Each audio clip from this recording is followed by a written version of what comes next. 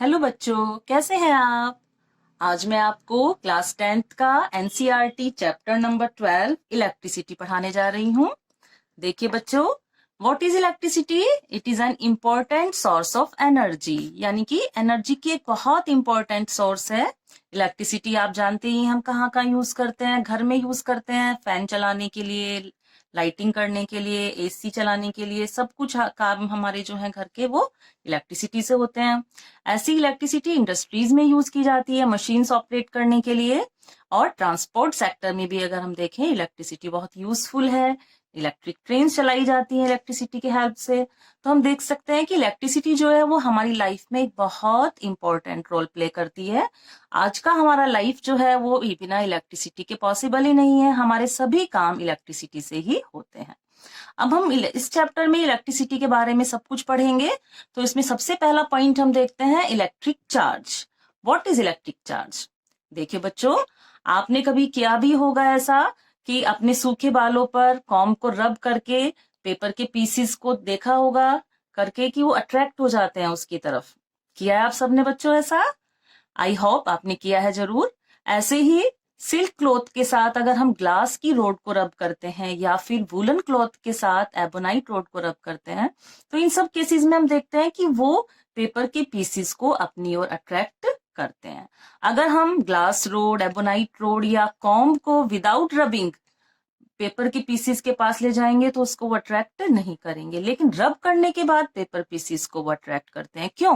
क्योंकि रबिंग करने से उन पर इलेक्ट्रिक चार्ज आ जाता है। Because on rubbing they get electric charge. तो इस तरीके से हम देखते हैं कि इलेक्ट्रिक चार्ज जो है वो रब करने से प्रोड्यूस होता है।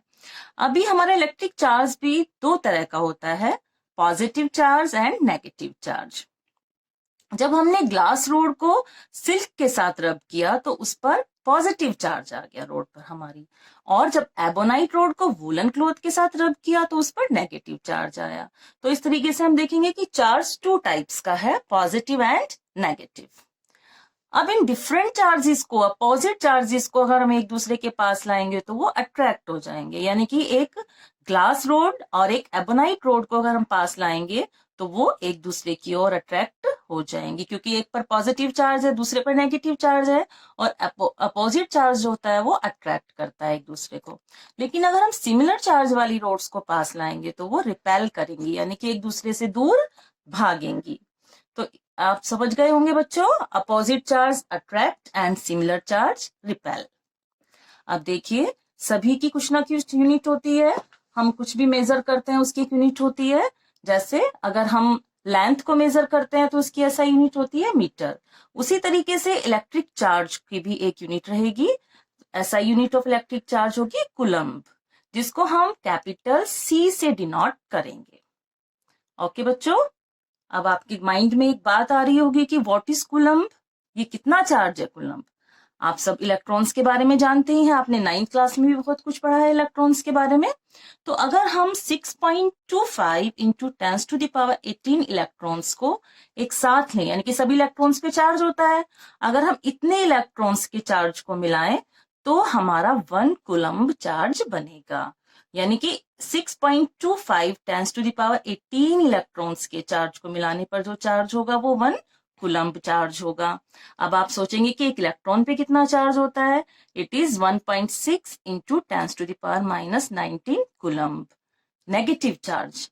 और प्रोटॉन पर भी सिमिलर चार्ज है, but that is positive charge, 1.6 into 10⁻19 coulomb positive charge.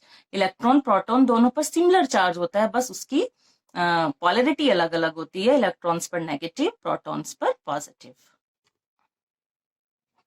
देखिए बच्चों, कंडक्टर्स, यानी कि हम इलेक्ट्रिक करंट की बात कर रहे हैं, ठीक है। तो ये इलेक्ट्रिक करंट फ्लो कैसे करती है ये सब पढ़ेंगे अभी हम। तो फ्लो किन किन सब्सटेंसेस के अंदर करती है, किसके अंदर नहीं करती है, तो उसके बेस पर हमारे सब्सटेंसेस जो है देखिए वो हो जाएंगे दो टाइप के, conductors and insulators. What are conductors?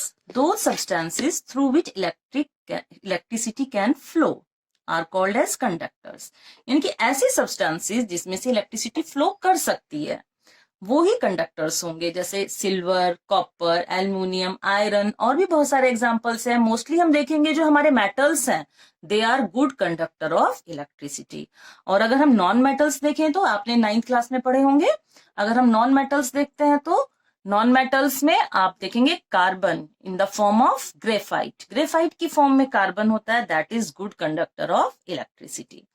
अब सेकंड हम देखते हैं इंसुलेटर्स, यानी कि they are opposite of conductors, दो substances through which electricity can not flow, like glass, rubber, paper, cotton, bakelite, porcelain, ऐसे सब्सटेंसेस जिसमें से इलेक्ट्रिसिटी कंडक्ट नहीं हो पाएगी, फ्लो नहीं हो पाएगी। अगर हम उसमें फ्लो करने की कोशिश करेंगे इलेक्ट्रिसिटी को, तो वो हम एक साइड से इलेक्ट्रिसिटी फ्लो करेंगे एक पॉइंट से, दूसरे पॉइंट पे पहुंचेगी नहीं इलेक्ट्रिसिटी। ग्लास है, रबर है, आपको पता भी होगा कि जो इलेक्ट्रिशियंस होते हैं वो रबर ग्लव्स पहनकर काम करते हैं, रबर की चप्पल्स पहनकर काम करते हैं। क्यों? क्योंकि उसमें से इलेक्ट्रिसिटी कंडक्ट नहीं होती है। अब देखिए बच्चों, अब ये जो हम बता रहे हैं कि ये कंडक्टर्स हैं, ये इंसुलेटर्स हैं, तो इसको हम एक्सप्लेन कैसे करें, हमें कैसे पता लगेगा, या साइंस क्या बताती है इस बारे में कि कौन कंडक्टर्स होंगे, कौन इंसुलेटर्स होंगे, उसके पीछे क्या प्रॉपर्टी है। तो देखिए, प्रॉपर्टी है free electrons. The presence of free electrons in a substance makes it a conductor of electricity. यानी कि जिन सब्सटेंसेस के पास फ्री इलेक्ट्रॉन्स होते हैं वो ही इलेक्ट्रिसिटी कंडक्ट कर सकते हैं। अब इलेक्ट्रॉन्स के बारे में तो आई थिंक आप बहुत कुछ जानते हैं, आपने 9th क्लास में पढ़ा है इलेक्ट्रॉन्स के बारे में। कहाँ पर होते हैं इलेक्ट्रॉन्स, बताइए, बोर्न ने मॉडल दिया था, न्यूक्लियस के बाहर डिफरेंट ऑर्बिट्स में इलेक्ट्रॉन्स रिवॉल्व करते रहते हैं, घूमते रहते हैं। अब यही इलेक्ट्रॉन्स होते हैं जिन पर हमारी केमिकल प्रॉपर्टीज डिपेंड करती हैं। सभी मेटल्स, नॉन मेटल, सभी एलिमेंट्स की प्रॉपर्टीज डिपेंड करती हैं इलेक्ट्रॉन्स पर। लेकिन आप यहाँ देखिए कि कुछ फिजिकल प्रॉपर्टीज भी इलेक्ट्रॉन्स पर डिपेंड कर रही हैं, जैसे फ्री इलेक्ट्रॉन्स। फ्री इलेक्ट्रॉन्स जिसके पास होंगे, जिन सब्सटेंसेस के पास फ्री इलेक्ट्रॉन्स होंगे वही इलेक्ट्रिसिटी कंडक्ट करेंगे। कैसे? All the conductors have some electrons which are loosely held by the nuclei of atoms, so they can move and conduct electricity. यानी कि conductors जितने भी हमने भी बताए हैं उन सब कंडक्टर्स में क्या है, कुछ इलेक्ट्रॉन्स जो है वो न्यूक्लियस उनको अच्छे से हेल्ड नहीं करता, लूजली हेल्ड करता है, तो वो फ्री होते हैं मूव करने के लिए। जब वो इजिली मूव कर सकते हैं तो वो इलेक्ट्रिसिटी कंडक्ट करते हैं।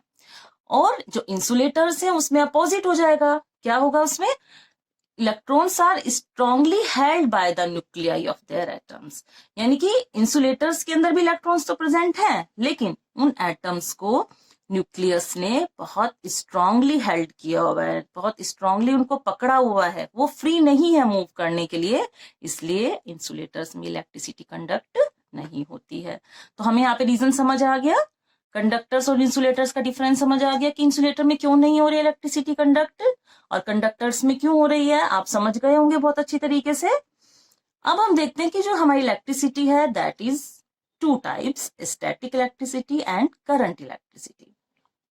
स्टैटिक इलेक्ट्रिसिटी अभी हमने जो थोड़ी देर पहले पढ़ा था, एबोनाइट रोड, पेपर, कॉम्ब, इन सब के बारे में, तो हमने क्या देखा था कि चार्ज प्रोड्यूस हो जाता है, इलेक्ट्रिक चार्ज प्रोड्यूस हो जाता है कॉम्ब पर, ग्लास रोड पर, एबोनाइट रोड पर। तो वो जो चार्ज प्रोड्यूस होता है वो होता है आपका स्टैटिक इलेक्ट्रिसिटी। क्यों? Because it remain at rest. ये ऐसा चार्ज है जो रेस्ट में रहता है, मूव नहीं करता है। और जो हमारे आसमान में लाइटनिंग होती है वो भी उस वक्त जो इलेक्ट्रिसिटी प्रोड्यूस होती है वो भी स्टैटिक इलेक्ट्रिसिटी होती है। ये इलेक्ट्रिसिटी कैसी होती है, जो रेस्ट में रहती है, मूव नहीं करती है। लेकिन करंट इलेक्ट्रिसिटी, ये कौन सी इलेक्ट्रिसिटी है, यही जो मेन इलेक्ट्रिसिटी जिसके बारे में हम पढ़ रहे हैं, जो हमारे घर में यूज हो रही है, इंडस्ट्रीज में यूज हो रही है, दैट इज करंट इलेक्ट्रिसिटी।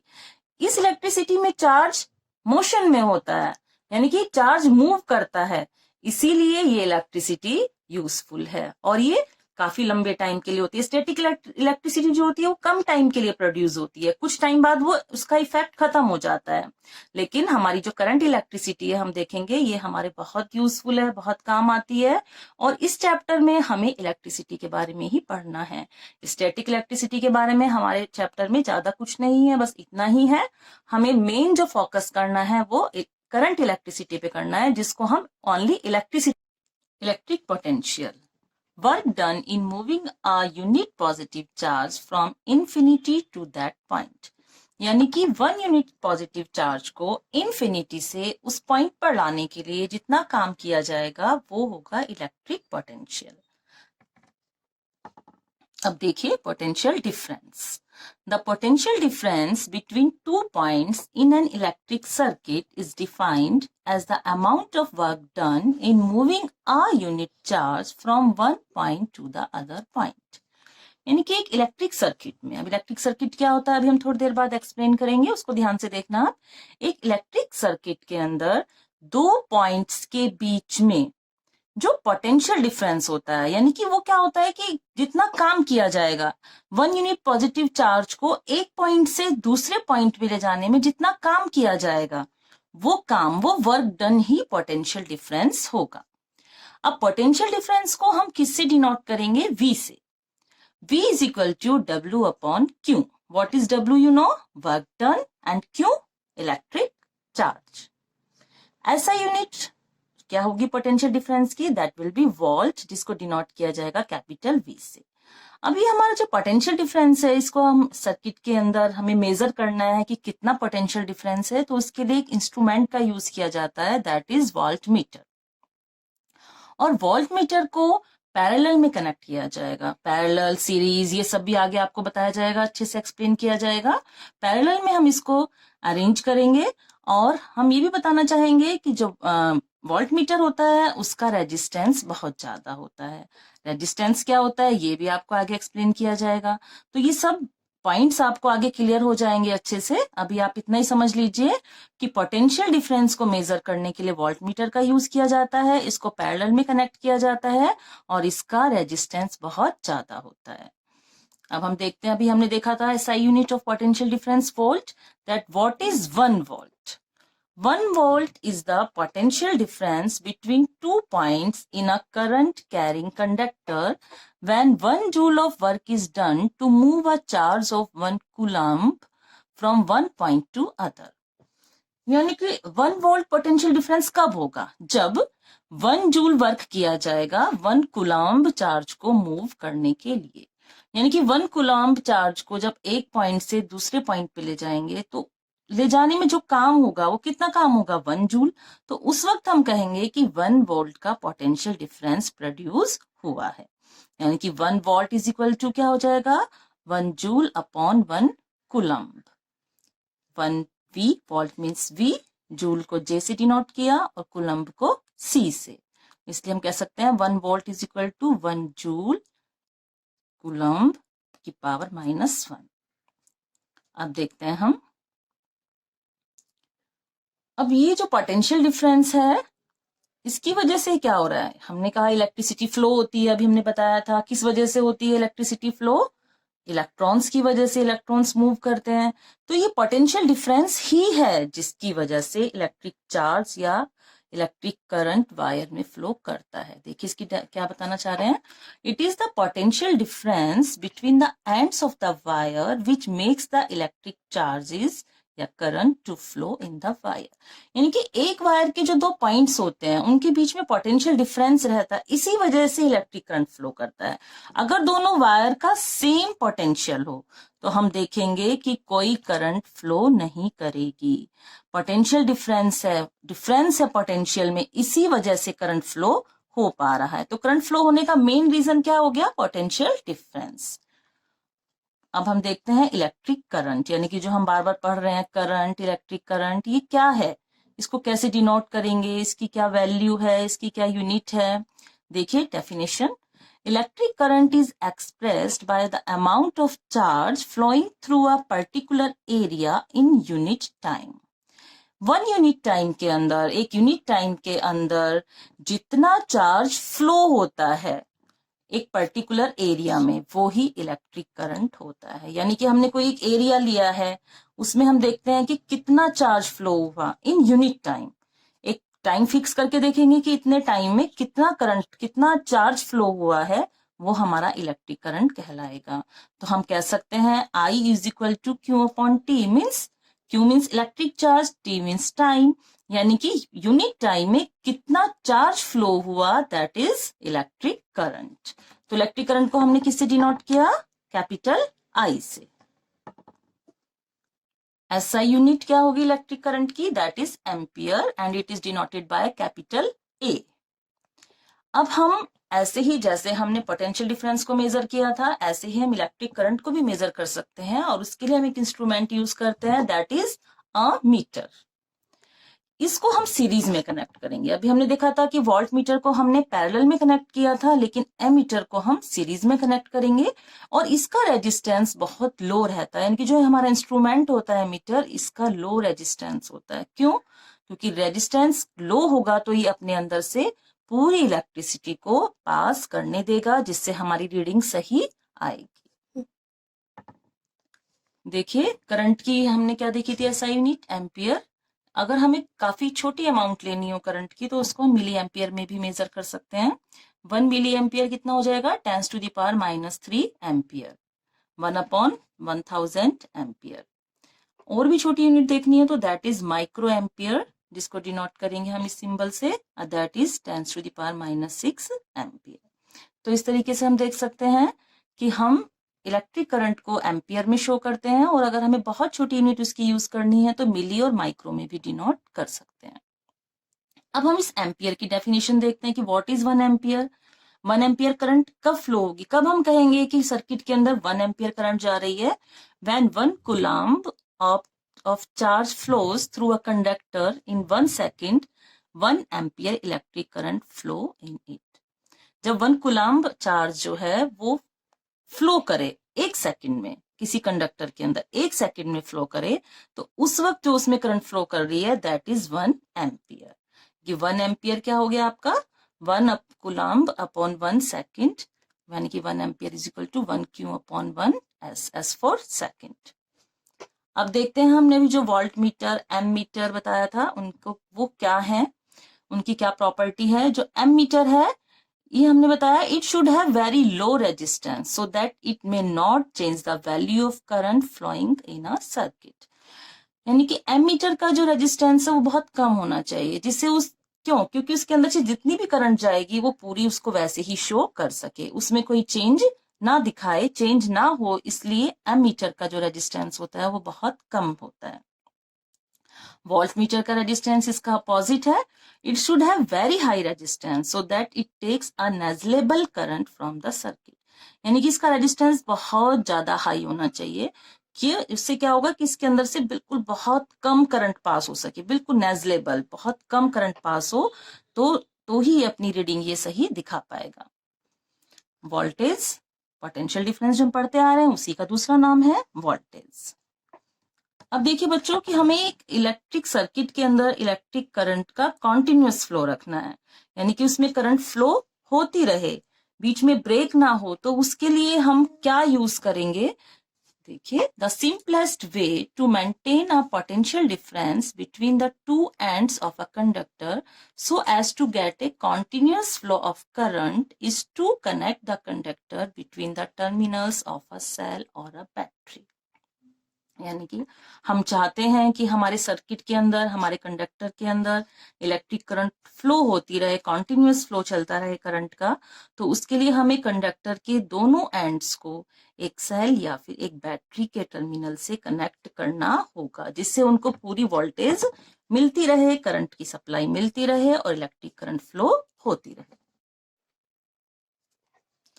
बच्चों देखिए, अब हम देखेंगे कि इलेक्ट्रिक करंट किस डायरेक्शन में फ्लो करती है। आप सबको पता है कि electrons are negatively charged and they attract towards positive charge. तो हम देखेंगे कि जो हमारी इलेक्ट्रिक करंट होती है वो नेगेटिव टर्मिनल से बैटरी के पॉजिटिव टर्मिनल की तरफ बढ़ती है। बट हमें ये पता होते हुए भी एक्चुअली में ऐसा होता है, हम इलेक्ट्रिक करंट की डायरेक्शन को पॉजिटिव से नेगेटिव की तरफ ही लेकर चलते हैं, यानी कि कन्वेंशनल डायरेक्शन जो होती है वो पॉजिटिव टू नेगेटिव। देखिए हमने यहाँ पे दिखाई हुई है सर्किट के अंदर इलेक्ट्रिक करंट पॉजिटिव से चल रही है और नेगेटिव टर्मिनल की ओर बढ़ रही है, लेकिन एक्चुअली जो फ्लो होता है करंट का वो नेगेटिव टू पॉजिटिव होता है। आप कभी भी कहीं पर भी आप शो करेंगे तो नेगेटिव टू पॉजिटिव नहीं, हमेशा पॉजिटिव से नेगेटिव की तरफ ही इलेक्ट्रिक करंट की डायरेक्शन शो करेंगे। ठीक है बच्चों, देखिए आगे। अब हम देखते हैं इलेक्ट्रिक सर्किट। ये जो हमने ऊपर बनाया हुआ है ये इलेक्ट्रिक सर्किट ही है। इलेक्ट्रिक सर्किट का क्या मतलब है? A continuous and closed path of an electric current is called an electric circuit. A circuit consist wires, bulb, switch, cell और अ बैटरी। यानी कि हमने जितने भी हमारे कंपोनेंट्स हैं इलेक्ट्रिक करंट को शो करने के लिए, उन सबको जब हम अच्छे से शो करते हैं, यानी कि हम उसके अंदर दिखाते हैं कि क्या क्या हमारे सर्किट में है, वायर्स हैं, बल्ब है, स्विच है, बैटरी, सेल, जो भी है, उसको क्लोज करके दिखाना, यानी कि क्लोज पाथ दिखाना इलेक्ट्रिक करंट का, दैट इज इलेक्ट्रिक सर्किट। देखिए यहाँ पर हमारा ये जो स्विच है ये देखिए क्या है, क्लोज है, यानी कि यहाँ पर हमारा ये सर्किट कंप्लीट हो गया है। इस पूरे कंप्लीट सर्किट को हमने यहाँ पे शो किया हुआ है। अब आप देखेंगे कि हमारे जो हम जो यूज करते हैं अपने सर्किट में, cell, battery, bulb, wires, resistance, इन सब के कुछ सिंबल्स हैं, यानी कि इनको हम वर्ड्स में तो लिखेंगे नहीं, जब हम सर्किट में शो करेंगे तो इनको हम सिंबल की हेल्प से शो करेंगे। जितने भी इलेक्ट्रिकल कंपोनेंट्स हैं तो ये कुछ सिंबल्स दिए हुए हैं। जैसे सेल का सिंबल देखिए, प्लस माइनस। बैटरी है तो बैटरी क्या है, कॉम्बिनेशन ऑफ सेल्स, इसलिए बैटरी को हमने देखिए यहाँ पे 3 सेल्स से को कंबाइन करके दिखाया हुआ है, ये बैटरी का सिंबल हो गया आपका। अभी देखिए की, प्लग की ओपन, जब ओपन होगी तो इसको ऐसे शो करेंगे, और जब की को क्लोज कर देंगे यानी कि स्विच हमारा क्लोज हो जाएगा तो इसके बीच में एक ये बिंदु है जो है डॉट है, इसका मतलब है कि ये सर्किट क्लोज है, कंप्लीट सर्किट होगा। एक वायर के साथ दूसरा वायर जब ज्वाइंट किया जाता है तो उसको शो करने के लिए ये वाला सिंबल दिखाया जाएगा। एक वायर के ऊपर से दूसरा वायर जा रहा है विदाउट कनेक्शन, कनेक्ट नहीं है उससे, ज्वाइन नहीं है उससे, तो क्रॉसिंग करते हुए दिखाना है तो इसको हम इस वाले सिंबल से शो करेंगे। हम बल्ब को शो करेंगे इस वाले सिंबल से। रेजिस्टेंस हमें दिखाना है, अभी हम आगे पढ़ने वाले हैं काफी कुछ रेजिस्टेंस के बारे में, यानी कि हमें रेजिस्टेंस दिखाना है वायर के अंदर, तो वायर के अंदर रेजिस्टेंस को शो करने के लिए हम ये सिंबल यूज करेंगे। एमीटर को शो करने के लिए कैपिटल ए बनाएंगे और इसकी तरफ पॉजिटिव और नेगेटिव साइन को शो करेंगे। वेरिएबल रेजिस्टेंस दिखाने के लिए, वेरिएबल रेजिस्टेंस का मतलब जो रेजिस्टेंस चेंज होता है उसको शो करने के लिए 2 सिंबल है, हम दोनों में से कोई भी सिंबल यूज कर सकते हैं। देखिए एक ये वाला सिंबल है और एक ये वाला सिंबल है। वोल्ट मीटर को शो करने के लिए कैपिटल वी से शो करेंगी और इसके भी दोनों तरफ प्लस और माइनस लगाया जाएगा। अब देखेंगे सर्किट डायग्राम। सर्किट डायग्राम क्या है? A diagram which indicates how different components in a circuit have been connected by using the electrical symbols for the components is called a circuit diagram. यानी कि जितने भी हमारे इलेक्ट्रिकल कंपोनेंट्स हैं उनको symbols की फॉर्म में शो करना। तो ये डायग्राम हमारा सर्किट डायग्राम होगा। देखिए जैसे यहाँ पर हमने बल्ब को ऐसे शो किया, सेल को हमने ऐसे शो किया, और जो हमारा स्विच है ये क्लोज्ड है इस वक्त, इसको ऐसे शो किया। तो इस तरीके से एक सर्किट डायग्राम के अंदर जितने भी कंपोनेंट्स हैं उनको सिंबल से शो किया जा रहा है। अब हम एक बहुत इंपॉर्टेंट टॉपिक की तरफ चल रहे हैं, it's very important, Ohm's law. Ohm's law क्या कहता है? ये किसी भी इलेक्ट्रिक सर्किट के अंदर करंट और वोल्टेज के कनेक्शन को दिखाता है, उसकी रिलेशनशिप को शो करता है। क्या कहता है ये law? The electric current flowing through a metallic wire is directly proportional to the potential difference V across its ends provided its temperature remains the same. It's the very important, temperature remains the same, यानी कि at constant temperature, temperature को change नहीं करना है, एक fix temperature पर electric current जो flow करता है किसी भी वायर के अंदर वो उसके वोल्टेज के डायरेक्टली प्रोपोर्शनल होता है, यानी कि I is directly proportional to V at constant temperature। इसको बिल्कुल नहीं भूलेंगे बच्चों। अब हम इसको ऐसे भी लिख सकते हैं कि V proportional to I। हमारा ये प्रोपोर्शनल का साइन जब हटेगा तो हमेशा क्या होता है, इक्वल का साइन लगता है और उसकी जगह पर एक कांस्टेंट आता है। तो हम यहाँ लिख सकते हैं V is equal to RI। R is a constant which is known as resistance of the wire। V upon I is equal to R भी लिख सकते हैं, और यही हमारा क्या है, Ohm's law. R is equal to V upon I। तो R हमने देखा क्या है, रेजिस्टेंस है, ये कांस्टेंट है। अब इसकी क्या वैल्यू है वायर के अंदर, ये क्या काम करता है, क्या रुकावट करता है, ये सब हमें देखना है इसकी डेफिनेशन को देखते हुए। What is resistance? R. R is a constant for the given metallic wire at a given temperature and is called its resistance। अभी हमने देखा है कांस्टेंट है किसी भी मेटलिक वायर का, ये एक गिवन टेम्परेचर पर, यानी कि टेम्परेचर हमें दिया होगा कि इतने टेम्परेचर पर इतना रेजिस्टेंस है, टेम्परेचर कम ज्यादा होता है तो उससे भी रेजिस्टेंस पे इफेक्ट पड़ता है। It is a property of a conductor to resist the flow of charges through it. यानी कि हर वायर के अंदर, हर मेटालिक वायर के अंदर एक प्रॉपर्टी है क्या, कि वो अपने अंदर से इलेक्ट्रिक करंट के फ्लो को होने से रोकता है, रेजिस्ट करता है, एक रुकावट उत्पन्न करता है, एक रुकावट पैदा करता है, करंट को अपने अंदर आने से रोकता है। तो हर मेटलिक वायर का रेजिस्टेंस अलग अलग होगा। जो वायर गुड कंडक्टर्स होंगे वो अपने, उनका रेजिस्टेंस कम होगा क्योंकि वो अपने अंदर से इलेक्ट्रिक करंट को अच्छे से फ्लो होने देंगे, और जिनका रेजिस्टेंस ज्यादा होगा वो ज्यादा रुकावट पैदा करेंगे, ज्यादा रेजिस्टेंस देंगे, तो उसकी वजह से करंट कम जाएगी। तो हम कह सकते हैं कि आर क्या है, एक ऐसी प्रॉपर्टी है वायर्स की जो अपने अंदर से इलेक्ट्रिक चार्ज को फ्लो होने से रोकती है। अच्छे से समझ आ गया बच्चों आपको? अब इसकी हम देखते हैं यूनिट। रेजिस्टेंस की एसआई यूनिट है ओम, और इसको हम इस वाले सिंबल से ओम को शो करेंगे। ठीक है, अब हम थोड़ी सी और डेफिनेशंस देख लेते हैं।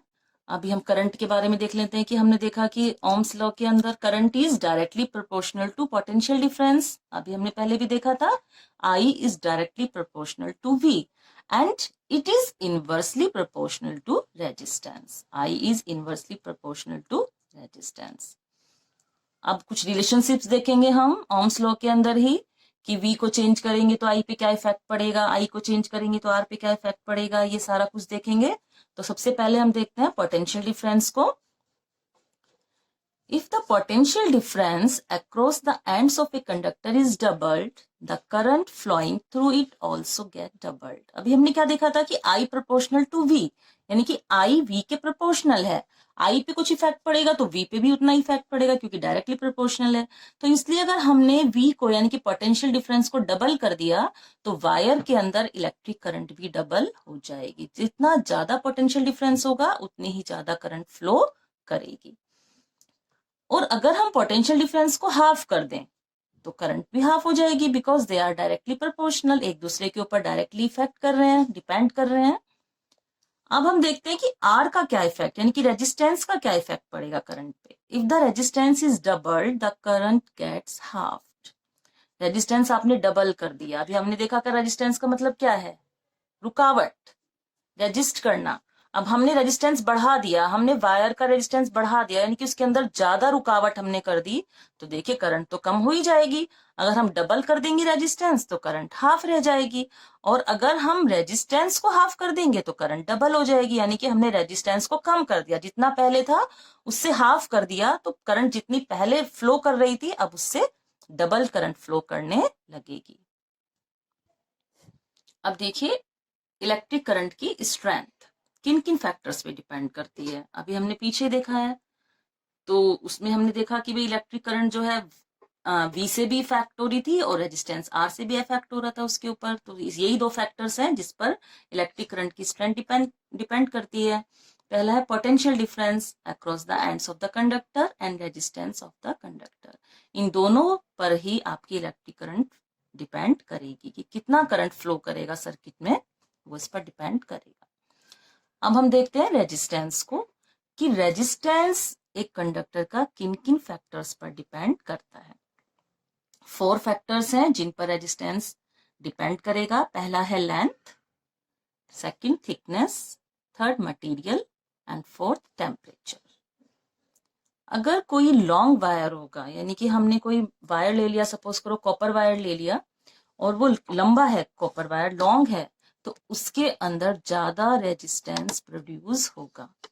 और उसी वायर को अगर हम शॉर्ट कर दें तो उसमें रेजिस्टेंस कम हो जाएगा। ऐसे अगर हमने थिक वायर ले लिया तो उसमें कम रेजिस्टेंस रहेगा। इसका मतलब क्या हुआ कि ज्यादा इलेक्ट्रिक करंट फ्लो करेगा। और थिन वायर है, पतला वायर है, तो उसमें रेजिस्टेंस ज्यादा होगा, उसमें करंट कम फ्लो करेगा। टेम्परेचर का इफेक्ट देखते हैं हम कि अगर हम टेम्परेचर राइज कर देते हैं तो रेजिस्टेंस भी बढ़ जाता है, यानी कि इलेक्ट्रिक फ्लो कम हो जाता है, क्योंकि वो उसकी इनवर्सली प्रोपोर्शनल है ना बच्चों, भी देखा हमने। तो ज्यादा टेम्परेचर बढ़ा देंगे तो करंट कम फ्लो करेगा क्योंकि रेजिस्टेंस बढ़ जाएगा। अब इन्हीं सभी प्रॉपर्टीज के ऊपर हमारा डिपेंड करता है क्या, कि हमारा कोई कंडक्टर है वो कैसा है, वो गुड कंडक्टर है, इंसुलेटर है, रेजिस्टर्स है, वो अपने अंदर से करंट को कितना पास होने दे रहा है, क्या होने दे रहा है, ये सब प्रॉपर्टीज पर देखिए क्या डिपेंड कर रहा है। पहला है गुड कंडक्टर्स। गुड कंडक्टर्स कौन होंगे? जो अच्छे से इलेक्ट्रिसिटी को कंडक्ट करेंगे, जिनका इलेक्ट्रिक रेजिस्टेंस कम होगा। Those substances which have very low electrical resistance are called good conductors. उनके अंदर बहुत कम होगा इलेक्ट्रिकल रेजिस्टेंस, तो वो गुड कंडक्टर होंगे। जैसे silver, silver metal is the best conductor of electricity. Copper and aluminium are also good conductor of electricity, but best conductor आप याद रखेंगे, 1 मार्क क्वेश्चन है ये, silver metal is the best conductor of electricity, यानी कि वो अपने अंदर से जितनी करंट उसके अंदर पास होगी वो पूरी करंट को फ्लो कर देगा, बहुत ही कम रेजिस्टेंस करेगा, वो अपने अंदर से पूरी इलेक्ट्रिसिटी को पास कर देगा। रेजिस्टर्स, रेजिस्टर्स कैसे होंगे? वो अपने अंदर से इलेक्ट्रिसिटी को पास करेंगे बट इतने अच्छे से नहीं जितने अच्छे से गुड कंडक्टर्स कर रहे थे, क्योंकि इनका जो इलेक्ट्रिकल रेजिस्टेंस होगा वो भी थोड़ा ज्यादा होगा। Those substances which have comparatively high electrical resistance are called resistors.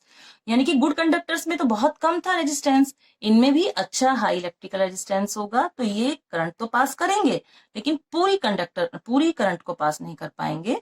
तो इसमें कुछ एग्जांपल्स हैं, जैसे नाइक्रोम वायर। ये वायर कैसा वायर है? ये एक एलॉय है। What is an alloy? Alloy is an mixture of metals. तो ये कुछ मेटल्स का, देखिए कौन कौन से मेटल्स का मिक्सचर है ये नाइक्रोम वायर हमारा, nickel, chromium, manganese and iron. ऐसे ही एक और है आपका alloy manganin. It is an alloy of copper, manganese and nickel. Constantan, alloy of copper and nickel. इन सब की रेजिस्टिविटी ज्यादा है, यानी कि अपने अंदर से करंट को पास होने देंगे लेकिन पूरी करंट को पास नहीं होने देंगे, काफी ज्यादा रेजिस्टेंस प्रोड्यूस करेंगे। अब कुछ कंपाउंड्स कैसे हैं, कुछ कंडक्टर्स कैसे हैं जो कुछ सब्सटेंसेस ऐसे हैं जिनके अंदर से इलेक्ट्रिक करंट बिल्कुल भी पास नहीं होती। They are known as insulators. Those substances which have infinitely high electrical resistance are called insulators. यानी कि अपने अंदर से इलेक्ट्रिक करंट को पास ही नहीं होने देंगे, जैसे वुड है, पेपर है, कॉटन है, इनके अंदर से इलेक्ट्रिक करंट पास नहीं होता है। They are known as insulators. अब हम देखेंगे कि जो हमारा वायर होता है उसकी लेंथ का क्या इफेक्ट पड़ता है रेजिस्टेंस पर। फर्स्ट पॉइंट देखिए इसका क्या है, resistance is directly proportional to its length, R proportional to L. यानी कि किसी वायर का रेजिस्टेंस जो है उसकी लेंथ के डायरेक्टली प्रोपोर्शनल होता है। डायरेक्टली प्रोपोर्शनल का मतलब क्या हुआ कि अगर लेंथ इंक्रीज होगी तो रेजिस्टेंस भी इंक्रीज होगा, लेंथ डिक्रीज होगी तो रेजिस्टेंस भी डिक्रीज होगा। देखिए जैसे हमने वायर की लेंथ को डबल कर दिया अगर, तो रेजिस्टेंस भी डबल हो जाएगा। हमारा वायर एल लेंथ का था और हमने उसको डबल करके 2L कर दिया, तो अगर रेजिस्टेंस पहले R था तो अब 2R हो जाएगा, यानी कि बढ़ जाएगा। अगर हम लेंथ को हाफ कर दें तो रेजिस्टेंस भी हाफ हो जाएगा। इट मीन्स क्या हुआ इसका मतलब कि हमारा वायर अगर लॉन्ग है तो वो ज्यादा रेजिस्टेंस प्रोड्यूस करेगा, अगर वायर हमारा लॉन्ग है तो।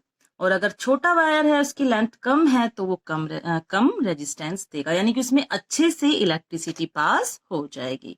तो हम क्या प्रिफर करेंगे, लॉन्ग वायर या शॉर्ट वायर? शॉर्ट वायर, क्योंकि उसके अंदर रेजिस्टेंस कम होगा तो इलेक्ट्रिसिटी का फ्लो अच्छा रहेगा। अब हम देखते हैं कि जो हमारा वायर है उसके एरिया का क्या इफेक्ट पड़ता है। देखिए हमारा वायर का एरिया जो होगा उसका इफेक्ट क्या है, R is inversely proportional to area of cross section। इसका मतलब इनवर्स प्रोपोर्शनल में है, अगर एरिया कम है तो रेजिस्टेंस ज्यादा होगा और एरिया ज्यादा है तो रेजिस्टेंस कम होगा। जैसे अगर हमने किसी वायर का एरिया जो है वो डबल कर दिया तो रेजिस्टेंस हाफ रह जाएगा, यानी कि जो हमारे मोटे वायर्स होंगे उनका रेजिस्टेंस कम होगा, यानी कि मोटे वायर्स में इलेक्ट्रिसिटी बहुत अच्छे से कंडक्ट हो पाएगी। और अगर हम क्या करें, एरिया को हाफ कर दें, यानी कि हमारा वायर बहुत पतला हो गया है, तो रेजिस्टेंस डबल हो रहा है। डबल हो रहा है इसका मतलब पहले जितना रेजिस्टेंस है उससे ज्यादा रेजिस्टेंस वो वायर प्रोड्यूस करेगा, इस वजह से उसमें इलेक्ट्रिसिटी अच्छे से कंडक्ट नहीं हो पाएगी। तो हमें कैसे वायर को प्रेफरेंस देनी है, मोटे वायर, थिक वायर्स को। लेंथ हमें लेनी है कैसी वायर की, कम लेंथ लेके चलनी है कि शॉर्ट वायर को प्रेफरेंस देंगे और थिक वायर्स को प्रेफरेंस देंगे, ज्यादा से ज्यादा अच्छी तरीके से इलेक्ट्रिसिटी को कंडक्ट होने के लिए। अब देखते हैं हम effect of diameter of wire, यानी कि अगर हमारा जो वायर है उसका डायमीटर जो होगा वो भी अफेक्ट करेगा आपके रेजिस्टेंस को। और उसका क्या कनेक्शन है, that is resistance of a wire is inversely proportional to the square of its diameter. Diameter के स्क्वायर के इनवर्सली प्रोपोर्शनल रहेगा रेजिस्टेंस, यानी कि अगर हमने डायमीटर डबल कर दिया तो रेजिस्टेंस 1/4 रह जाएगा। डायमीटर बढ़ा देंगे तो रेजिस्टेंस 1/4 रह जाएगा, यानी कि बहुत कम हो जाएगा डायमीटर को बढ़ाने से। और अगर डायमीटर वायर का हाफ कर दिया जाए तो रेजिस्टेंस बढ़ जाएगा, 4 टाइम्स हो जाएगा। देखिए अगर हमने हाफ डी कर दिया, यानी कि डायमीटर को हाफ कर दिया, तो रेजिस्टेंस 4 टाइम्स बढ़ जाएगा। अगर डायमीटर को ट्रिपल्ड कर देंगे तो रेजिस्टेंस 3/2 यानी कि 1/9 कम रह जाएगा। ठीक है, तो इस तरीके से हम देखते हैं कि हमारा जो वायर का डायमीटर है उस पर भी रेजिस्टेंस डिपेंड करता है, लेंथ पर भी डिपेंड करता है, एरिया ऑफ क्रॉस एक्शन में भी डिपेंड करता है। यानी कि वायर की नेचर पे तो डिपेंड करेगा, अभी हम देखने वाले हैं, लेकिन उसकी लेंथ, डायमीटर और एरिया पर भी रेजिस्टेंस डिपेंड करेगा। अब हम देखते हैं कि हमारा जो वायर है उसकी नेचर किस तरीके से रेजिस्टेंस को अफेक्ट करती है। हर वायर की अपनी अपनी नेचर होती है। मेटल्स के बने हुए वायर है, उनकी अलग नेचर है। जो एलॉयज के बने हुए वायर है उनकी अलग नेचर है। तो हर वायर की नेचर डिपेंड करती है कि वो कितना रेजिस्टेंस प्रोड्यूस करेगा। जैसे हमने एक एलॉय देखा था नाइक्रोम, नाइक्रोम वायर का जो रेजिस्टेंस है वो कॉपर वायर से 60 टाइम्स ज्यादा है। Copper is a good conductor of electricity, but nichrome कैसा है, वो 60 टाइम्स रेजिस्टेंस प्रोड्यूस करेगा, यानी कि इलेक्ट्रिसिटी को कंडक्ट होने में परेशानी करेगा, अपने अंदर से इलेक्ट्रिसिटी को अच्छे से कंडक्ट नहीं करेगा। अगर हमने एक ही लेंथ के और डायमीटर के कॉपर और नाइक्रोम वायर लिए तो दोनों में अगर हम देखते हैं तो नाइक्रोम का रेजिस्टेंस कॉपर से 60 टाइम्स ज्यादा है। इसलिए नाइक्रोम वायर को कहाँ यूज किया जाता है, जहां पर हमें हीट लेना हो, हमें इलेक्ट्रिसिटी को हीट में कन्वर्ट करना हो। जैसे हमारी आयरन है, गीजर है, तो वहां पर हमें क्या चाहिए, हीट चाहिए, तो उसके लिए हम वहां पर नाइक्रोम वायर ही यूज करते हैं, क्योंकि वो ज्यादा रेजिस्टेंस प्रोड्यूस करते हैं और उनके अंदर जो इलेक्ट्रिसिटी पहुंचती है वो हीट में कन्वर्ट हो जाती है। अब देखते हैं टेम्परेचर का क्या इफेक्ट पड़ता है।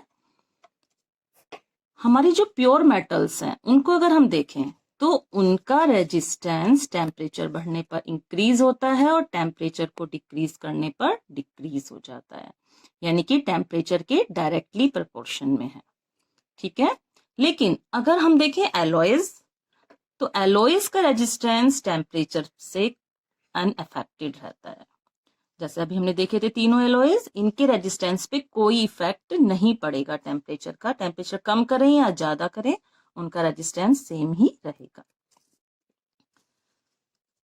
टेम्परेचर रेज कर रहे हैं तो रेजिस्टेंस इंक्रीज हो रहा है, लोअर कर रहे हैं तो रेजिस्टेंस डिक्रीज हो रहा है in case of pure metals. Okay बच्चों, अब हम वायर की एक और प्रॉपर्टी पढ़ेंगे, दैट इज रेजिस्टिविटी। अब क्या देखा था अभी हमने थोड़ी देर पहले कि आर यानी कि जो रेजिस्टेंस है वो वायर की लेंथ के डायरेक्टली प्रोपोर्शनल है और उसके एरिया के इनवर्सली प्रोपोर्शनल है। इन दोनों को अगर हम मिला दें तो क्या बन जाएगा, R proportional to L upon A. अब प्रोपोर्शनल का साइन जब हटाएंगे, इक्वल का साइन लगाएंगे तो एक कांस्टेंट तो आना ही है। तो देखिए अब हमने हटाया, R इज इक्वल टू एक कांस्टेंट आ गया, इसको हम बोलेंगे rho, RHO rho into L upon A। यानी कि ये रो क्या है, ये रो है कंडक्टर की रेजिस्टिविटी। देखिए रो इज इक्वल टू क्या हो जाएगा, R into A upon L। यानी कि जो रेजिस्टिविटी है उसमें आपको दो चीजें नजर आ रही हैं, एरिया एंड लेंथ वायर की। लेकिन अगर सपोज कीजिए हमने एक ऐसा वायर ले लिया जिसका एरिया 1 मीटर स्क्वायर हो और उसकी लेंथ 1 मीटर हो, तो हमारा ये रो किसके इक्वल हो जाएगा? रेजिस्टेंस के इक्वल हो जाएगा। तो इसी से हमारी डेफिनेशन निकल के आएगी रेजिस्टिविटी की। वो क्या है? Resistivity of a substance is numerically equal to the resistance of a rod of that substance which is 1 meter long and 1 square meter in cross section। यानी कि अगर हमने किसी सब्सटेंस की एक ऐसी रोड ले ली जिसकी लेंथ 1 मीटर है और उसका एरिया जो है वो 1 स्क्वायर मीटर है, तो ऐसी रोड की रेजिस्टिविटी उसके रेजिस्टेंस के इक्वल होगी। अब देखिए रेजिस्टिविटी की जो यूनिट होगी, ऐसा यूनिट, वो क्या होगी? ओम मीटर। उसको हम ऐसे शो करेंगे, ऐसे डिनोट करेंगे, ये ओम का साइन और ये मीटर, ओम मीटर। अब हम देखते हैं कि ये रेजिस्टिविटी किस पे डिपेंड करती है। जो हमारा वायर है, जैसे हमने रेजिस्टेंस देखा था कि रेजिस्टेंस तो वायर की लेंथ पर, थिकनेस पर डिपेंड कर रहा था, लेकिन रेजिस्टिविटी हम देखेंगे it does not depend on the length और थिकनेस ऑफ वायर। यानी कि जो वायर है, जो भी हम वायर ले रहे हैं, किसी भी मेटल का, एलोय का, उसकी रेजिस्टिविटी पे कोई इफेक्ट नहीं पड़ेगा। अगर हम उसकी लेंथ को कम कर दें, ज्यादा कर दें, उसकी थिकनेस कम कर दें या ज्यादा कर दें, उससे कोई इफेक्ट नहीं पड़ेगा। रेजिस्टिविटी जिस मेटल की, जिस वायर की, जिस एलोय की जितनी भी है वो उतनी ही रहेगी, चेंज नहीं होगी, रेजिस्टेंस की तरह से चेंज नहीं होगी। लेकिन रेजिस्टिविटी दो फैक्टर्स पे डिपेंड करेगी। वो कौन कौन से हैं? Nature of the substance and temperature. यानी कि कौन से सब्सटेंस का बना हुआ है हमारा वायर, उस पर डिपेंड करेगी कि उसकी रेजिस्टिविटी कितनी होगी, और टेम्परेचर पर भी डिपेंड करेगी। अब हमने देखा था जैसे कॉपर और एल्युमिनियम, इनकी काफी अच्छे, इनका रेजिस्टेंस बहुत कम होता है तो दे आर गुड कंडक्टर। उसी तरीके से कॉपर, एल्युमिनियम, सिल्वर को अगर हम देखें तो इनकी रेजिस्टिविटी भी बहुत कम है, वेरी लो रेजिस्टिविटी। इस वजह से ही वो गुड कंडक्टर हैं इलेक्ट्रिसिटी के। और जो एलॉयज हमने देखे थे, नाइक्रोम वगैरह, उन सब की रेजिस्टिविटी बहुत ज्यादा है, इसलिए वो क्या है? They are not good conductor, they are resistors. Resistivity of alloys are much more higher than those of pure metals। अब ये सब कुछ हमने देख लिया, रेजिस्टेंस हमने समझ लिया क्या होता है, रेजिस्टिविटी क्या होती है, ये सब हमने समझ लिया अच्छी तरीके से। अब हम देखते हैं कि जो हमारे इलेक्ट्रिकल अप्लायंसेज हैं, जिनसे हमें क्या होता है, जिनसे हमें हीट लेनी होती है, जिनसे हमें ऐसा काम करना होता है कि वो गर्म हो जाएं, तो ऐसे वाले अप्लायंसेज में हम क्या यूज करते हैं? देखिए उसके अंदर हम नाइक्रोम वायर यूज करते हैं। इन electric iron and toaster heating element is made of alloy nichrome. क्यों? क्योंकि इट्स रेजिस्टिविटी इज हायर। अभी हमने देखा कि इनकी रेजिस्टिविटी बहुत ज्यादा होती है। रेजिस्टिविटी ज्यादा होती है तो वो अपने अंदर से इलेक्ट्रिसिटी का फ्लो को कम कर देते हैं, कम इलेक्ट्रिसिटी उनके अंदर पास होती है, लेकिन जितनी भी इलेक्ट्रिसिटी पास होती है वो सारी हीट में कन्वर्ट हो जाती है। अब आयरन से और टोस्टर से तो हमें हीटिंग ही चाहिए, तो इसीलिए वहां पर नाइक्रोम वायर का यूज करते हैं। एक और प्रॉपर्टी है नाइक्रोम वायर की जिस वजह से हम उसको यूज करते हैं, वो क्या है? It does not undergo oxidation. Due to this nichrome wire can be kept red hot without burning. ये ऑक्सीडेशन नहीं करता है, जैसे बाकी और चीजों को हम गर्म करते हैं, हीट करते हैं तो वो ऑक्सीडाइज हो जाती हैं, लेकिन नाइक्रोम वायर ऑक्सीडेशन नहीं करेगा। उसकी वजह से वो गर्म होता रहेगा, रेड हॉट हो जाएगा, लेकिन बर्न नहीं होगा। रेड हॉट होकर वो हमें एलिमेंट हमारा गर्म हो जाएगा और हम आयरन कर रहे हैं या टोस्टर में ब्रेड वगैरह जो भी कर रहे हैं अपना काम, वो सब हमारा अच्छे से हो जाएगा और वो हमारा अप्लायंसेस खराब नहीं होगा, इसलिए उसमें नाइक्रोम वायर को यूज किया जाता है।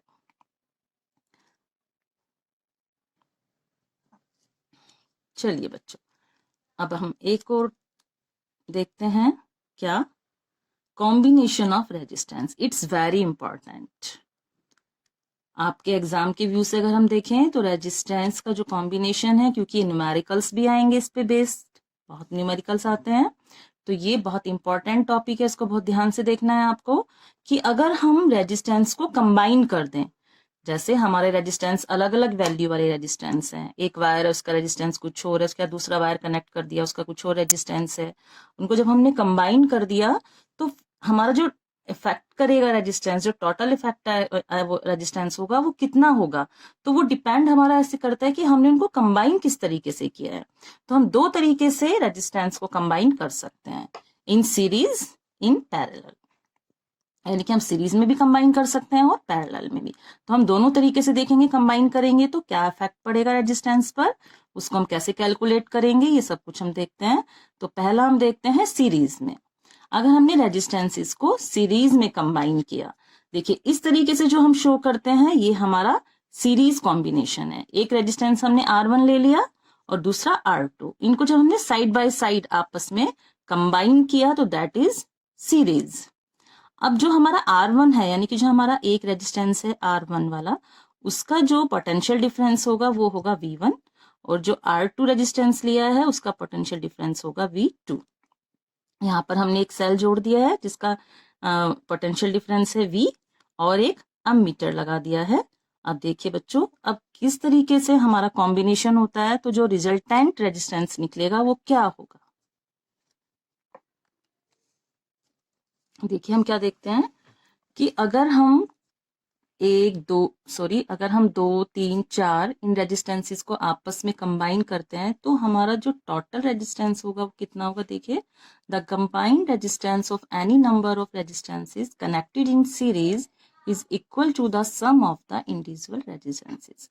यानी कि जितने रेजिस्टेंस को हमने कंबाइन किया है उन सब के रेजिस्टेंस का जो सम होगा उसके इक्वल होगा आपका रिजल्टेंट रेजिस्टेंस। तो हम इसको करके दिखाएंगे, किस तरीके से हमने ये बात को कहा, इसको प्रूव करके दिखाएंगे। देखिए, टोटल रेजिस्टेंस का हमारा फार्मूला ओम्स लॉ से निकल के आता है, R is equal to V upon I। यहां हम लिख सकते हैं V is equal to IR। अभी हमने दिखाया था कि जो पोटेंशियल डिफरेंस होगा R1 रेजिस्टेंस में वो V1 होगा, और R2 रेजिस्टेंस में जो पोटेंशियल डिफरेंस होगा वो V2 होगा। यानी कि टोटल हमारा पोटेंशियल डिफरेंस जो हो गया V, that is V1 plus V2। अब हम वैल्यूज पुट करते हैं। अच्छा, हाँ V1 है, R1 रेजिस्टेंस का पोटेंशियल डिफरेंस V1 है, तो V1 इज इक्वल टू हो जाएगा I इंटू R1, और सेकेंड वाले रेजिस्टेंस का V2 हो जाएगा I इंटू R2। इन दोनों को हमने सम किया, इन दोनों का जो टोटल हमारा V था that was I into R। तो हम लिख सकते हैं V is equal to IR1 plus IR2। V is equal to I हमने ले लिया कॉमन, तो ये आ गया R1 प्लस R2, और V की वैल्यू भी हमने पुट की V is equal to IR से, तो V के साथ हो गया IR is equal to I bracket में R1 प्लस R2। I से I कैंसिल हो गया तो आपका निकल के आ गया R is equal to R1 plus R2। अगर हमारे 2 से ज्यादा रेजिस्टेंस है तो आगे प्लस R3 प्लस R4 और ऐसे ही चलता रहेगा। अगर रेजिस्टेंस हमारे ज्यादा है, 2 हैं, तो यानी कि हमने क्या देखा कि जो हमारा रिजल्टेंट रेजिस्टेंस है वो इंडिविजुअल रेजिस्टेंस का सम है। अब इस केस में एक बहुत ध्यान देने वाली बात है, सीरीज कॉम्बिनेशन में हमने देखा कि जो I है यानी कि जो इलेक्ट्रिक करंट है वो सेम है। यानी कि कितना भी हम रेजिस्टेंस कंबाइन कर लें आपस में, 2, 3, 4, 5, सब में सेम I यानी कि सेम इलेक्ट्रिक करंट फ्लो करेगा। लेकिन जो पोटेंशियल डिफरेंस है वो डिवाइड हो जाएगा। जितने रेजिस्टेंस होंगे उनके अंदर अकॉर्डिंग टू रेजिस्टेंस भी डिवाइड हो जाएगा, अलग अलग हो जाएगा सब रेजिस्टेंसेस में, लेकिन I जो है इलेक्ट्रिक करंट सब में सेम ही जाएगी। इस बात को बहुत अच्छे से लर्न कर लेंगे, ये काफी इंपॉर्टेंट है। जब आप न्यूमेरिकल्स करेंगे तो उसमें ये बहुत काम आएगा, इसको ध्यान से याद रखेंगे। अब हम देखते हैं कि अगर हम रेजिस्टेंस को पैरेलल में कंबाइन करें, यानी कि पैरेलल में कंबाइन कर सकते हैं। अभी हमने देखा था कि सीरीज में कंबाइन किया था तो क्या हुआ था कि टोटल रेजिस्टेंस जो है इंडिविजुअल रेजिस्टेंस का सम था। लेकिन अगर पैरेलल में डिवाइड करते हैं तो क्या होगा, उसको देखने के लिए देखिए पैरेलल कॉम्बिनेशन कैसे होता है, पहले आप ये समझ लीजिए। जैसे हमारे पास 2 रेजिस्टेंस हैं R1 और R2, तो पैरेलल में कंबाइन करने का मतलब होता है इनको इस तरीके से कंबाइन करना। देखिए आप, यहाँ से आपकी इलेक्ट्रिसिटी जा रही है, यानी कि सोर्स ऑफ इलेक्ट्रिसिटी आपका यहाँ पे क्या है, ये एक सेल लगा हुआ है, यहाँ से इलेक्ट्रिसिटी जा रही है।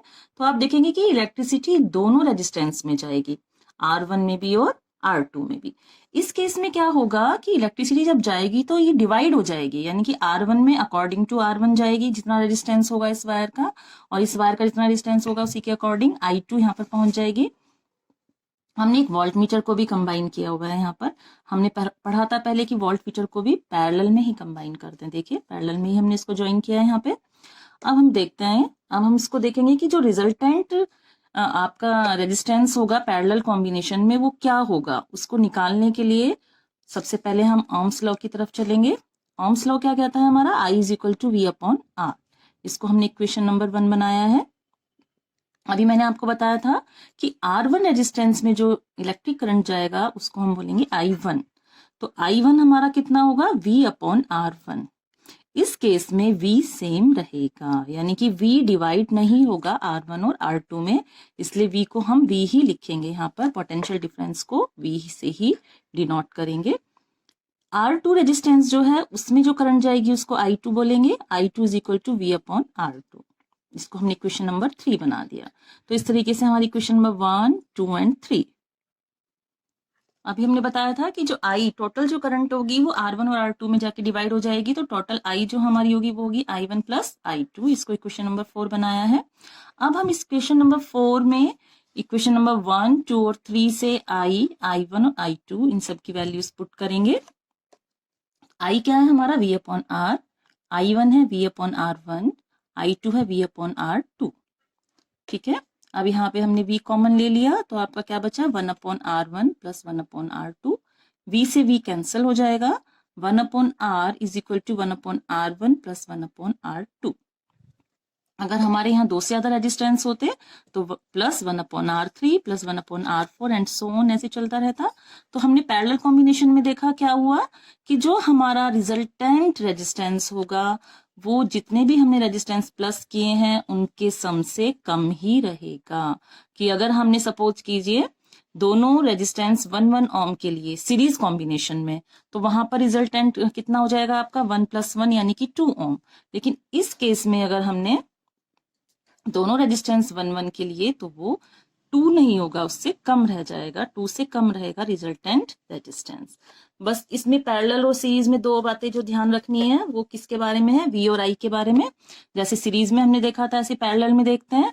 पैरेलल में हमने देखा कि V remains same, V same रहेगा, V की वैल्यू चेंज नहीं होगी, यानी कि R1 में भी इतना ही पोटेंशियल डिफरेंस होगा, R2 में भी उतना ही पोटेंशियल डिफरेंस होगा, लेकिन I डिवाइड हो जाएगी अकॉर्डिंग टू रेजिस्टेंस। I दोनों के अंदर अलग अलग जाएगी। अब देखते हैं कि हमारा कॉम्बिनेशन कौन सा बेटर है। ठीक है, हम देखेंगे कि parallel is more better than series, series से ज्यादा अच्छा है, क्योंकि सीरीज में हमने क्या देखा कि जो रिजल्टेंट रेजिस्टेंस होगा वो इक्विवेलेंट होगा किसके, जितने भी रेजिस्टेंस को हमने कनेक्ट किया है उनके सम के इक्वल होगा, यानी कि हमारा रेजिस्टेंस बढ़ जाएगा। अगर हम सीरीज में लगाएंगे डिफरेंट डिफरेंट अप्लायंसेस को तो रेजिस्टेंस बढ़ जाएगा, करंट कम जाएगी, अच्छे से वो अप्लायंसेस काम नहीं कर पाएंगे। तो इसलिए पैरेलल ज्यादा बेटर है। जैसे हमें सपोज कीजिए एक बल्ब को लगाना है, काफी सारे जैसे दिवाली पे लगाते हैं बल्ब, अगर उनका सेपरेट स्विच होगा, अगर पैरेलल में लगाएंगे तो हर बल्ब का सेपरेट स्विच होगा तो उनको हम इजीली ऑपरेट कर सकते हैं। लेकिन अगर इनको हमने सीरीज में लगा दिया और एक बल्ब हमारा फ्यूज हो जाता है तो सर्किट ब्रेक हो जाता है, जिससे सारे ही बल्ब काम करना बंद कर देंगे। तो इसलिए हम देखते हैं कि parallel is more better than series. अब देखते हैं और क्या क्या डिसएडवांटेजेस हैं सीरीज के। अभी हमने बताया ही था, if one electrical appliances is stop all the other stop. अगर एक इलेक्ट्रिकल अप्लायंसेज में कोई कमी आ गई, कोई फॉल्ट आ गया, तो बाकी सारे भी काम करना बंद कर देंगे। All the appliances have only one switch due to which they can't be turned off and on separately. अब सभी अगर सीरीज में हम कंबाइन कर रहे हैं तो सभी का एक ही स्विच रहेगा। अब सपोज कीजिए हमें किसी अप्लायंसेस से काम लेना है, किसी से नहीं लेना है, लेकिन एक ही स्विच होगा तो हम उसी को ऑन ऑफ करेंगे तो हमारे सारे अप्लायंसेस काम करना बंद कर देंगे। तो इसलिए हमारा जो ये सीरीज कॉम्बिनेशन है वो अच्छा नहीं है। Appliances do not get the same voltage. हमने देखा था अभी सीरीज वाले कॉम्बिनेशन में क्या देखा था कि V जो है वोल्टेज जो है वो डिवाइड हो जाती है अकॉर्डिंग टू रेजिस्टेंस, अलग अलग V पहुंचती है वायर्स में, तो इसलिए सभी को सेम वोल्टेज नहीं मिलेगी। In the series connection of electrical appliances, the overall resistance of the circuit increases too much due to which the current from the power supply is low. अब इस सभी इलेक्ट्रिक अप्लायंसेस को अगर series में लगा दिया तो उन सब का ओवरऑल रेजिस्टेंस किसके इक्वल होगा, जितने भी उसमें रेजिस्टेंस लगाए उनके सम के इक्वल होगा। तो बहुत ज्यादा बढ़ जाएगा रेजिस्टेंस, जिसकी वजह से पावर सप्लाई जो है वो कम हो जाएगी, करंट सब में इक्वल नहीं पहुंच पाएगी। अब देखिए जो हमारे घरों के अंदर सर्किट होते हैं वो कौन से होते हैं, पैरेलल, यानी कि हमारे घर के अंदर जितने भी अप्लायंसेस होते हैं, इलेक्ट्रिकल अप्लायंसेस, उनको पैरेलल कॉम्बिनेशन में कनेक्ट किया जाता है। तो उसके क्या क्या एडवांटेजेस हैं, क्यों किया जाता है? देखिए, number 1, if one appliances stops all the other work, अगर किसी वजह से, किसी कारण से किसी एक अप्लायंसेस में फॉल्ट आ जाता है, वो काम करना बंद कर देता है, तो बाकी दूसरे अप्लायंसेस पे कोई इफेक्ट नहीं पड़ता, वो सब अपना काम करते रहते हैं। अब देखिए और क्या होता है, सभी अप्लायंसेस का अपना अपना स्विच होगा, ठीक है। जैसे हम देखते हैं घर में हमारा फैन का अलग स्विच होता है, बल्ब का अलग स्विच होता है, एसी का अलग स्विच होता है, रेफ्रिजरेटर का अलग स्विच होता है। तो हर अप्लायंसेस का अलग अलग स्विच होगा अगर वो पैरेलल कॉम्बिनेशन में है। तो इसलिए जिसको हमें यूज करना है उसी को हम ऑन कर सकते हैं, जिसको नहीं यूज करना है उसको ऑफ कर सकते हैं सेपरेटली। तो इस तरीके से जो पैरेलल कॉम्बिनेशन होता है वो बेटर है सीरीज कॉम्बिनेशन से। एक और देखिए, each appliances gets the same voltage. हमने देखा था कि पैरेलल कॉम्बिनेशन में क्या होता है कि वोल्टेज सेम रहती है, इनकी हर अप्लायंसेस को सेम वोल्टेज मिलेगी, सेम वोल्टेज पे वो ऑपरेट हो सकेंगे। The overall resistance of the household circuit is reduced due to which the current from the power supply is high. अब हमारा पैरेलल कॉम्बिनेशन में क्या है कि जो ओवरऑल रेजिस्टेंस है वो जितना भी हमारे अप्लायंसेस ऐड हैं उनके सबके रेजिस्टेंस से कम रहेगा। तो इससे क्या होगा कि करंट जो है वो अच्छे से सप्लाई हो पाएगा, यानी कि करंट की सप्लाई हाई होगी, हर इंस्ट्रूमेंट को, हर अप्लायंसेस को अपना करंट मिलता रहेगा और वो इजिली ऑपरेट होते रहेंगे। नेक्स्ट टॉपिक है electric power. What is electric power? Electric power is the electrical work done per unit time. देखिए, power is equal to work done upon time taken, यानी कि किसी काम को करने में जो टाइम दिया गया है उसी से हम मेजर करते हैं कि पावर कितनी है। किसी भी इलेक्ट्रिकल अप्लायंसेस की कितनी पावर है उसका पता किससे लगाया जाएगा कि उसने पर यूनिट टाइम में कितना काम किया। जिसने ज्यादा काम किया पर यूनिट टाइम में उसकी पावर ज्यादा हो गई है। तो हम पावर को देखो कैसे डिनोट करेंगे, कैपिटल पी से, वर्क डन आप पहले से जानते हैं, कैपिटल डब्ल्यू, और time T, small T. Work is energy, उसकी क्या पावर है, जूल, और टाइम की सेकंड, तो पावर की क्या हो गई, जूल पर सेकंड। लेकिन इसकी ऐसा यूनिट देखें तो हम वो क्या है, वॉट। अब अगर हम देखें कि एक सेकंड में 1 जूल वर्क किया किसी इलेक्ट्रिकल अप्लायंसेस ने, तो उसकी पावर कितनी होगी, 1 what. The power of 1 what is a rate of working of 1 joule पर सेकंड, यानी कि 1 जूल काम 1 सेकंड में अगर किसी ने किया इलेक्ट्रिकल अप्लायंसेस ने, तो हम कहेंगे उसकी पावर 1 वॉट है। यानी कि when an electrical appliances consumes electrical energy at the rate of 1 joule per second, its power is said to be 1 watt. ठीक है बच्चों, अब देखिए हम कुछ फॉर्मूलेज देखेंगे कि इलेक्ट्रिक पावर को कैसे हम निकाल सकते हैं। अगर हमें कोई न्यूमेरिकल आता है तो इसके लिए देखिए क्या क्या फॉर्मूले हैं। सबसे पहला तो हमने अभी देखा था वही वाला, P is equal to W upon T. अब देखिए हम सभी जानते हैं कि हमारा वर्क डन W क्या है, V इंटू क्यू। ये सबसे पहला फार्मूला हमने इस चैप्टर में पढ़ा था, W is equal to V into Q.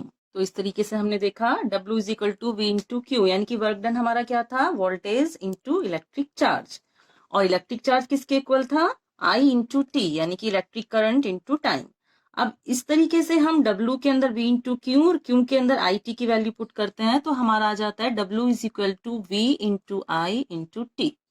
अब हमारा पावर का क्या फॉर्मूला था, P is equal to W upon T, तो W के प्लेस पर हम क्या रखेंगे, V into I into T upon T, T से टी कैंसिल हो गया, आपका क्या फॉर्मूला बन गया, P is equal to V into I, यानी कि power is equal to voltage into electric current. तो हमारा एक काफी इंपॉर्टेंट फॉर्मूला निकल के आया पावर का, इसको बिल्कुल लर्न कर रखना है, आपको अच्छे से याद रखना है इस फॉर्मूले को। अब इसी फॉर्मूले को हम और दूसरे फॉर्म्स में भी देख सकते हैं, जैसे देखिए हमें पहले से मालूम है V is equal to I into R, और P is equal to V into I अभी हमने देखा ही है, तो V के जगह पे हम वैल्यू पुट कर दें I इंटू आर, तो हमारा एक और फॉर्मूला बन जाएगा P is equal to I square into R. और इसी तरीके से हमें ये भी पता है कि I is equal to V upon R, Ohm's law से। तो इस वक्त हम क्या करेंगे, अब I की वैल्यू पुट कर देंगे V अपॉन आर, तो एक और फॉर्मूला निकल के आया V स्क्वायर अपॉन आर, यानी कि P is equal to V square upon R. इस तरीके से हमने पावर को सॉल्व करने के लिए 3 फॉर्मूले देखे, P is equal to V into I, P is equal to I square into R and P is equal to V square upon R. तो हमें न्यूमेरिकल्स में जैसी भी वैल्यू दी होंगी उसी के अकॉर्डिंग हम पुट करके पावर निकाल लेंगे। अब हम देखते हैं इलेक्ट्रिकल एनर्जी के लिए एक फॉर्मूला। अभी अभी हमने जो फॉर्मूला देखा वो क्या था, electric power. Electric power is equal to work done by electric current upon time taken. अगर वर्क डन को हम इधर निकाल लाते हैं तो क्या आ जाता है हमारा, work done is equal to electrical energy consumed, क्योंकि हम कह सकते हैं वर्क डन क्या है, जितनी इलेक्ट्रिकल एनर्जी कंज्यूम हो रही है वही वर्क डन है। तो हम यहाँ पे क्या करें, वर्क डन के प्लेस पे रख देते हैं इलेक्ट्रिकल एनर्जी, यानी कि power is equal to electrical energy upon time taken. और इलेक्ट्रिकल एनर्जी को इधर निकालते हैं तो पावर इंटू टाइम। एनर्जी को हम किससे डिनोट करते हैं, कैपिटल ई से, पावर पी से और टाइम टी से। तो देखिए हमारा एक और फॉर्मूला ड्राइव हो गया, E is equal to P into T. अब पावर, जो हम पावर यूज करते हैं घर में, उसकी कमर्शियल यूनिट क्या है, that is kilowatt hour, KWH से इसको डिनोट करेंगे। अब ये 1 किलोवाट आवर है क्या, 1 kilowatt hour is the amount of electrical energy consumed when an electrical appliance is having a power rating 1 kilowatt is used for 1 hour। अगर हमारा एक ऐसा इलेक्ट्रिकल अप्लायंसेस है जिस पर पावर रेटिंग लिखा है 1 किलोवाट और उसको हम 1 आवर के लिए यूज करें तो वो 1 किलोवाट एनर्जी कंज्यूम करेगा। ठीक है, जिसको हम 1 यूनिट बोलते हैं। हमारी जो मीटर में रीडिंग आती है यूनिट में आती है, तो वो यूनिट क्या है, वो 1 किलोवाट आवर को हम कहेंगे 1 यूनिट। और अगर इसको हम जूल में देखें 1 किलोवाट आवर को, तो that will be equal to 3.6 into 10 to the power 6 joules. अब देखते हैं हीटिंग इफेक्ट ऑफ करंट, यानी कि करंट किस तरीके से हीट प्रोड्यूस करती है। देखिए, when an electric current is passed through a high resistance wire like nichrome wire, the resistance wire becomes very hot and produced heat. This is called heating effect of current. यानी कि जब एक electrical current को पास किया जाता है किसी wire के अंदर, हाई रेजिस्टेंस वायर के अंदर, जैसे नाइक्रोम वायर, तो वो क्या करता है, रेजिस्टेंस वायर बिल्कुल हॉट हो जाता है, बहुत गर्म हो जाता है और हीट प्रोड्यूस करना शुरू कर देता है। इसी को बोलते हैं हीटिंग इफेक्ट ऑफ करंट। अब इस केस में क्या होता है, एनर्जी जो है वो कैसे ट्रांसफर होती है, it is obtained by the transformation of electrical energy into heat energy, यानी कि जितनी इलेक्ट्रिकल एनर्जी दी गई है उस वायर को वो कन्वर्ट हो गई हीट एनर्जी में। तो सारे अप्लायंसेस, जो ऐसे अप्लायंसेस होते हैं जिनसे हमें हीट चाहिए होती है, वहां पर नाइक्रोम वायर यूज होता है, पहले भी बताया था आपको। और वो नाइक्रोम वायर के अंदर जैसे ही करंट पास होती है वो हॉट हो जाता है और हीट प्रोड्यूस करना शुरू कर देता है। जो हीटिंग इफेक्ट ऑफ करंट है यही आपका जूल्स लॉ ऑफ हीटिंग है। अगर एग्जाम में आ जाए what is the joules law of heating, तो आप यही लॉ इसके अंदर लिखेंगे। ठीक है बच्चों, अब बस हम एक और फार्मूला ड्राइव करने वाले हैं। उसके लिए देखिए क्या करना है आपको, हमारा जो फॉर्मूला ड्राइव करना है वो क्या है, calculation the work done bye a current I when it flows through a resistance R for time T. हमें कैलकुलेट करना है कि जब एक करंट पास किया हमने एक वायर में जिसका रेजिस्टेंस आर है टी टाइम के लिए, तो कितना वर्क डन वहां पर होगा। देखिए आपको पता है, ये पहले से भी पढ़ते आ रहे हैं हम। When an electric charge Q moves against A potential difference V, the amount of work done is given by, अभी थोड़ी देर पहले भी देखा था हमने ये कि एक इलेक्ट्रिक चार्ज Q मूव करता है पोटेंशियल डिफरेंस V में, तो कितना वर्क डन होता है उस केस में, W is equal to Q into V। हमारा वही पुराना फार्मूला अभी भी पीछे भी हमने देखा था, I is equal to Q upon T, यानी कि Q is equal to I into T। हमने इनको इक्वेशन 1 और 2 का नाम दे दिया। अब ओम्स लॉ हम जानते हैं कि है R is equal to V upon I, और अगर V को इधर निकाल आते हैं तो V is equal to I into R। ये इक्वेशन 3 हो गई हमारी।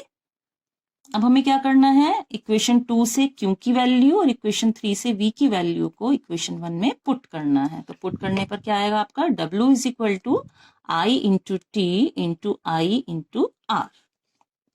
देखिए यहाँ पे 2i की मल्टीप्लाई हो गई तो बन गया I square into R T. अब ये क्या निकाला हमने, वर्क डन। ठीक है, कितना वर्क डन हुआ।